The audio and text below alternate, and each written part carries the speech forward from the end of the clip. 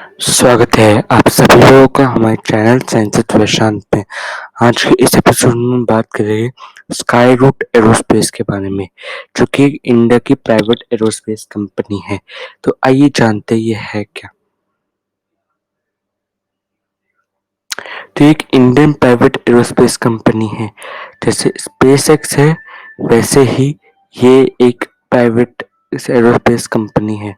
और इसमें information technology जो बेंगलोर में आईटी के है, उन उससे भी लोग आए हैं।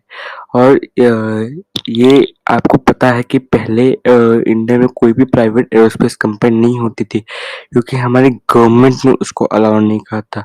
लेकिन अब जब स्पेस एक्टिविटीज बिल 2017 आया, तब प्राइवेट एरोस्पेस कंपनी को अलाउ कर दिया गया है कि वो भी आके स्पेस एक्टिविटीज कर पाएगी। और डॉक्टर के सिवन ने भी अपनी रिसेंटली स्पीच में कहा था कि अब इंडियन प्राइवेट एरोस्पेस कंपनी आ पाएगी। और इसको फॉर्मर इसरो और डीआरडीओ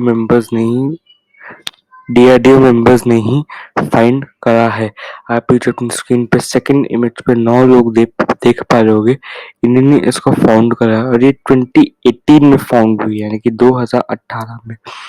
और इस कंपनी को रखने का मेन और प्राइवेट कंपनी को रखने का मेन मोटिव ये है ताकि इसरो आर एंड डी पे फोकस कर पाए। जैसे नासा अब सिर्फ आर एंड डी पर ही फोकस करता है, वो रॉकेट लॉन्चिंग उन सब पे फोकस नहीं करता है। तो इन इसका मोटिव यही है कि इसरो सिर्फ आर एंड डी पर फोकस कर पाए। तो इनका एम क्या है? इनका स्मॉल सैटेलाइट लॉन्च करना। आपको पता होगा कि अब स्मॉल सैटेलाइट का लॉन्च मार्केट बहुत तेजी से ग्रो कर रहा है, मतलब अंधेर तेजी से ग्रो कर रहा है। और अब जो इसरो ने 104 सैटेलाइट लॉन्च की थी 3 साल पहले, वो भी सब क्यूबसेट से थे। और ये जो लॉन्च व्हीकल बनाएंगे वो चीप एंड क्विक होगा, मतलब सस्ता होगा और बहुत जल्दी टर्न अराउंड टाइम होगा। मतलब 1 हफ्ते 2 हफ्ते में लॉन्च कर दिया जाएगा। कोई भी स्पेसएक्स और इसरो अब तक इस तर नीचे नहीं उतर पाया है कि वो 1 या 2 हफ्ते में लॉन्च कर दे आपकी सैटेलाइट। सॉरी, 1 मिनट में आपसे क्षमा मांगना चाहूंगा। ठीक है, तो अब इसके पास 3 लॉन्चर्स है, और मैं आपको उनके आगे बताऊंगा। और डेमो फ्लाइट लोग एक्सपेक्ट करें 2021 के बाद, 2021 में, क्योंकि अब तो पूरी दुनिया ही तबाह हो गई है, तो हो सकता है इसमें देरी हो जाए। और अब इसमें सॉलिड और क्रायोजेनिक प्रोपेलेंट्स का इस्तेमाल कर रहा है। सॉलिड प्रोपेलेंट्स जो इसरो के बैकबोन है, और क्रायोजेनिक प्रोपेलेंट जो कि इसरो अपनी जीएसएम मार्क 3 के थर्ड स्टेज में इस्तेमाल करता है। अब इनके लॉन्चर्स के बारे में जान लेते हैं। लोग 3 लॉन्चर्स बना रहे हैं। विक्रम 1, आपने पहले फोटो में देखिए, विक्रम 1 ऐसा दिखेगा। और ये सन सिंक्रोनस पोलर ऑर्बिट तक 225 किलो ले जा सकता है, और 315 किलो लोअर अर्थ ऑर्बिट है।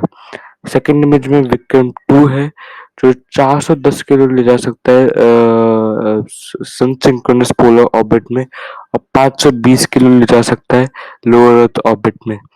विक्रम 3 है, आपने तीसरे में जो देखेगा विक्रम 3, जो कि 580 किलो ले जा सकता है लोअर अर्थ ऑर्बिट में, और 720 किलो ले सकता है लोअर अर्थ ऑर्बिट में। अब ये मैं सन सिंक्रोनस ट्रांसफर ऑर्बिट क्या बोल रहा हूँ? ये सन सिंक्रोनस पोलर ऑर्बिट होते हैं कि ये एक ऐसा पोल टू पोल ऑर्बिट होता है जिसमें हर सैटेलाइट पे कंटिन्यूस लाइट होती है, मतलब 24/7 उस पे लाइट रहती है।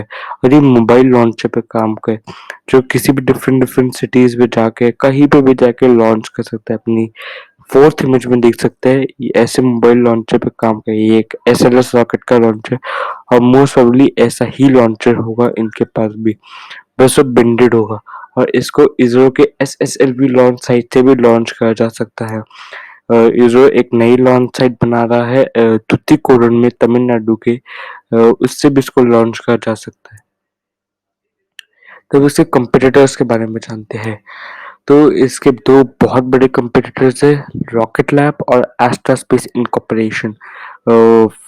एस्ट्रा स्पेस इनकॉर्पोरेशन यूएसए के मिलिट्री ऑर्गेनाइजेशन के लिए रॉकेट्स बनाती है और इन्होंने एस्ट्रा स्पेस को इसलिए दे रखा है ताकि ये भी क्विक अराउंड टाइम पे कर सकें कि 1 से 2 हफ्ते में ये भी लॉन्च कर सके। अब अगर आपको सिर्फ अच्छी बातें देखनी थी इस स्काईरूट एरोस्पेस के बारे में तो आप अभी वीडियो को पॉज करके जा सकते हैं। अब मैं थोड़ी कड़वी सच्चाई आपको बताना चाहूंगा कि ये कंपनी चीप इन्वेस्ट के पीछे भाग रही है। ये कोई भी बड़ा एम नहीं कर रही है।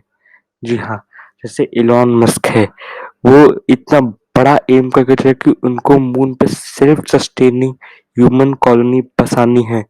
जेफ बेजोस ब्लू ओरिजिन के इतना बड़ा एम करके चल रहे हैं कि उनको स्पेस में इंडस्ट्री बनानी है।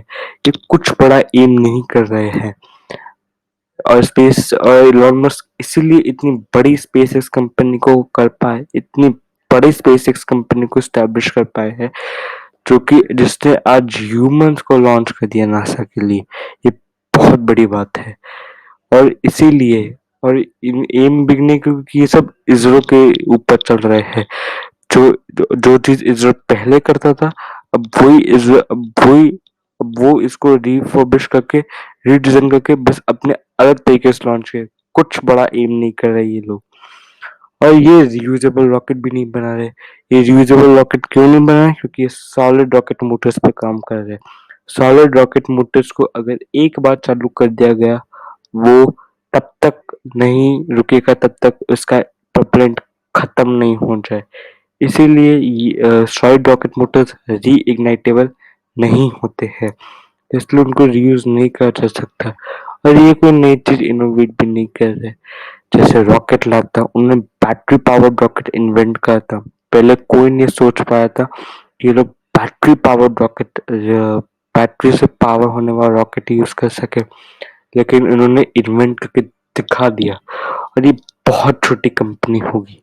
मतलब ये बहुत चीप, मतलब एकदम थोड़ी सी चीप होगी लेकिन इतना कोई बड़ा परसेंटेज नहीं आएगा। ये बस 1/3 दाम घटा पाएगी। जब इलॉन मस्क घटा नहीं पाए थे वो 1/10 घटा चुके थे यानी कि 10% पे ले आए थे। तो ये चीप इन्वेस्ट के पीछे भाग रहा है जो कि इंडिया का वही कोर प्रिंसिपल है। तो ये था मेरा एक छोटा सा प्रेजेंटेशन स्काईरूट एरोस्पेस के बारे में। अगर आपको अच्छा लगा लाइक कर दीजिएगा, शेयर कर दीजिएगा, सब्सक्राइब भी कर दीजिएगा। अगर आपको नहीं अच्छा लगा कोई बात नहीं, हम डिसलाइक बटन भी दबा सकते हैं। मैं कहूँगा डिसलाइक बटन 2 बार दबाइए, उससे मुझे पता चले कितना ना पसंद है। मैं कहूँगा सब्सक्राइब बटन दबाइए, बेल आइकन दबाइए फ्री है तो आपने मेरी वीडियो की जानकारी बहुत खुशी।